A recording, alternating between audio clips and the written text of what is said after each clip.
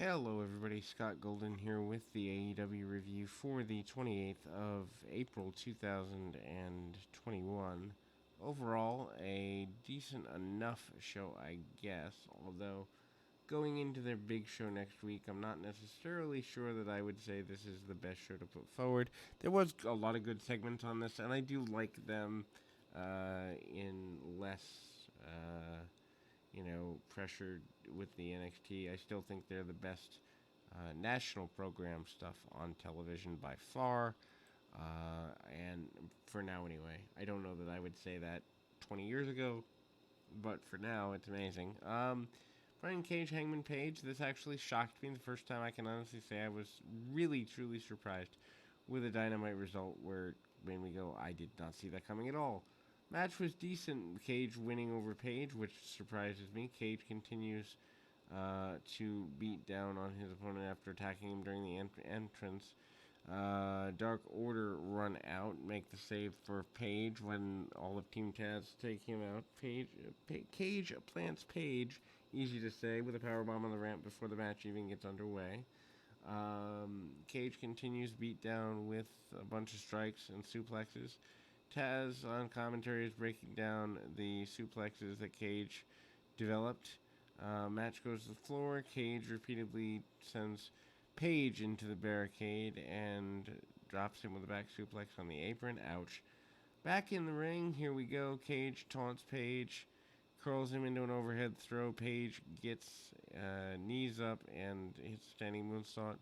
Page escapes to the apron, but is met with a kick to the throat before Cage suplexes him back into the ring the hard way for a near fall.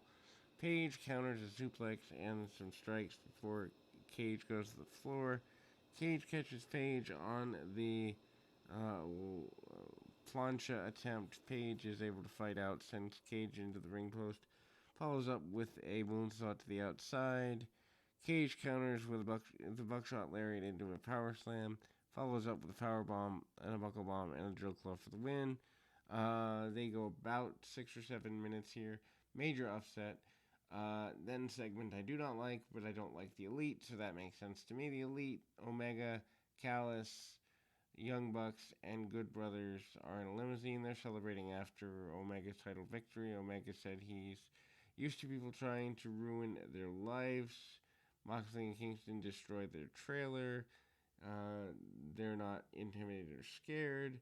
Horn goes off, everyone jumps, and the driver, which is Nakazawa, saying that he hit the wrong button in the vehicle. Omega said Kingston would come face to face with Nakazawa later. Don Callis joins the commentary team for the match.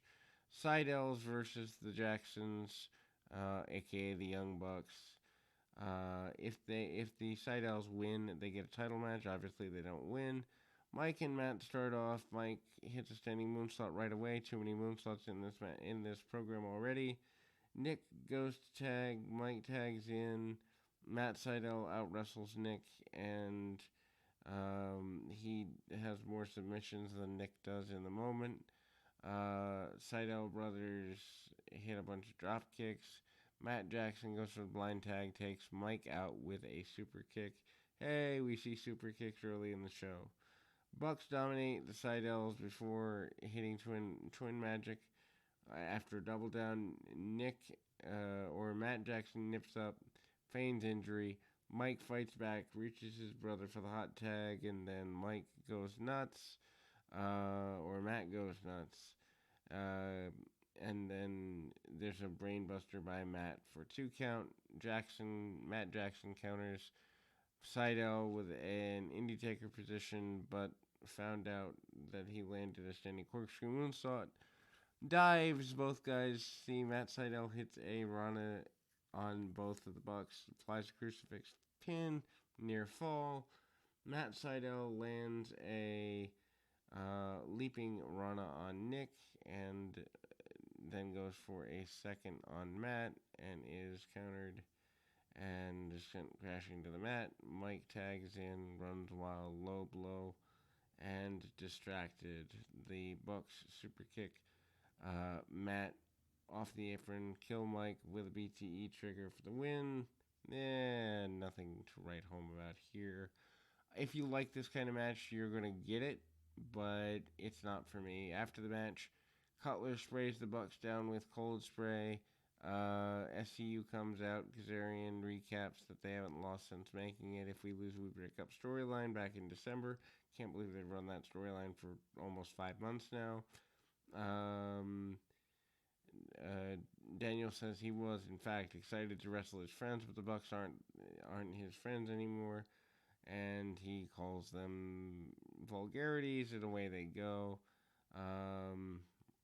They basically make the challenge for the SCU versus Bucks match, which hopefully SCU, who were the first tag team champions, get a second run, because the Bucks with the titles just doesn't make sense to my brain. Anyway, Jade Cargill cuts a promo about managers in AEW wanting to sign her, but she's not willing to give them a cut of money.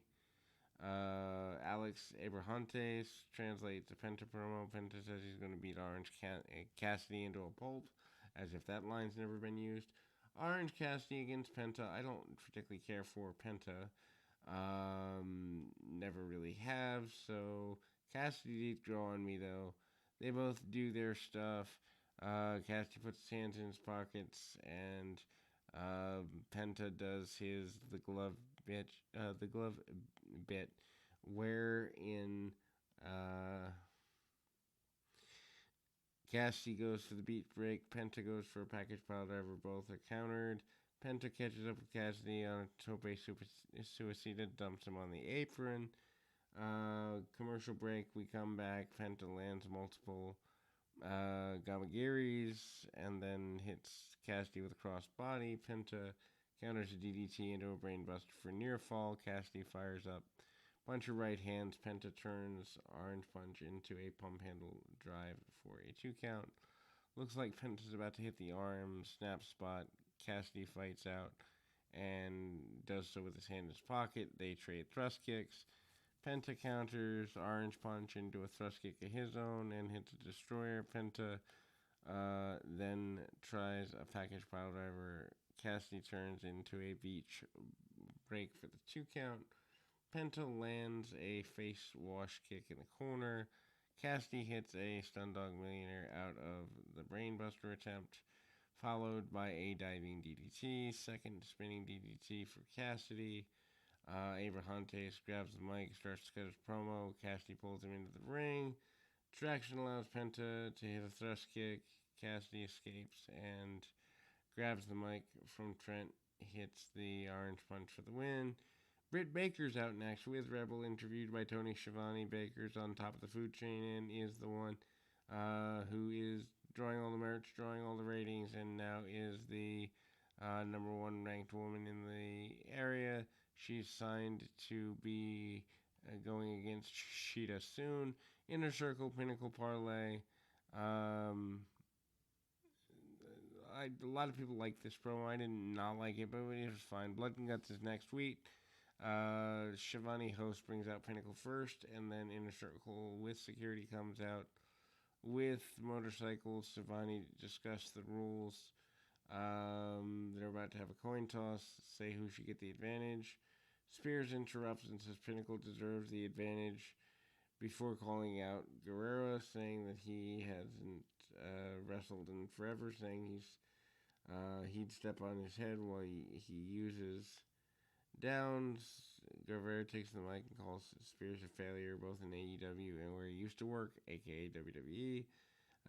Guerrero said he'd start the match and doesn't care how much the advantage is. Pinnacle will have the advantage. Wheeler then speaks next, saying he wants a different version of Santana and Ortiz at Blood and Guts, more aggressive and the like, and not the sanitized version. Following Jericho around, Harwood said he's not afraid to die before talking about Santana and Ortiz's kids. He recommended they tell their kids that daddy isn't coming back home. And then eventually they say that FDR will be locked in a cage with Santana and Ortiz. FDR have never been locked up like they have. MJF addresses both Jericho and thanks him for putting him on the map and the AEW on the map so far. Jericho must be feeling a lot of pressure. Jericho doesn't do well. He could be affecting the food chain for the entire company. And he said Jericho looks exhausted. Next week, MJF will take Jericho's spot and his crown and replace him at the top of the mountain. He said he'll thank Jericho when this happens. Jericho calls MJF a lot of names. Then he says MJF can't inherit a spot. When Jericho was 25 years old, he had headlined arenas around the world in Japan and Mexico. And then if MJF wants Jericho's spot, he's going to beat him. He said, "We are blood and guts, and the inner circle have been together since day one. If 1969 was summer of love, 2021 is the summer of pain and violence. Summer starts early for MJF, according to Jericho here. Eddie Kingston versus Michael Nakazawa doesn't happen.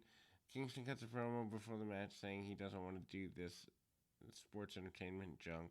Tells Nakazawa to get out of the ring. Omega walks out and said he should be paying Kingston back for what Moxley did. Nakazawa attacks Kingston with a laptop. Kingston counters, hits an exploder suplex and a back fist. Kingston wraps a chair around the leg and demands that Omega get in the ring. He'd break his friend's ankle if he didn't. Omega and Nakazawa knew what they signed up for. Out comes Brandon Cutler, who'd already been attacked by Moxley, who runs out. Moxley then choked Omega with a sleeper hold, told Callis he wants a tag match with Omega and Nakazawa. And that match is signed for next week. Taz is interviewed by Shivani. Brian Cage is the new number one contender. Taz wants to talk about Christian Cage, who arrived. Cage interrupts him, saying Taz used to be a truly bad guy in the ring, but now he basks in the acclamations of other people doing his stuff, and he likes being in that position. Taz doesn't come back to wrestling. Christian did. Christian's happy to take out Team Taz one by one. Chris Statlander with Orange Cassidy defeated Penelope Ford. Penelope Ford, I'm sorry. She's nice to look at, whatever. She's attractive, yes. But as far as in the ring, I don't see what anyone sees. I don't get it. Anyway, they lay the strikes in right away. Statlander lands a power slam and a press slam. Lots of power and cool moves from Statlander. Ford comes back with a knee drop, but Statlander rolls out of the way, forcing Ford's knee into the apron. Statlander boops Ford on the floor. Back from break, the two exchange a bunch of forearms. Statlander hits the lariat. Statlander then goes back to attacking in the corner, hits a running knee before a Blue Thunder Bomb gets a near fall. Ford comes back with a diving blockbuster for the near fall, and Statlander comes back on his own with on her own with a solar eclipse for the 2 count. Statlander hits a ground and pound, runs into a kick from Ford. Ford gets a near fall of her own, goes for a handspring, but Statlander counters into the Big Bang Theory. Sabin tries to distract the official. Cassidy stops, allowing Statlander to pick up the win. Preston Vance cuts a promo. First time I've actually heard him cut a promo I like. He talked about his memories with Brody Lee and wanting to bring the title back to the Dark Order. This was really well done. Factory, QT Marshall, Nick Calamaro, and Aaron Solo with Anthony Ogogo defeat the Nightmare Family, Dustin Rhodes, Billy Gunn, and Lee Johnson. This does not belong on this show, honestly. It's a throwaway segment. 2 teams fight before the bell. Each member brawls on the outside with somebody else from the opposite side. Eventually, Factory isolates Gunn in the ring, and he's nearly 60, and he's got his ribs taped. Ogogo had attacked him last week. Dustin tags in, faces off with Calamaro, hitting a drop-down right hand before getting nailed with a back elbow. Commercial break. Factory takes Dustin apart during the break, and there we go. Dustin hits a power slam, allowing him to reach the hot tag to Johnson. Johnson goes nuts and hits a back elbow, neckbreaker followed by nip up. Johnson solo in the ring. Johnson hits a Blue Thunder Bomb. Why in back-to-back matches, I don't know. Officials distracted. Ogogo kills Johnson and Gunn with punches to the midsection. Punches enough for Marshall to pin Johnson and end the match.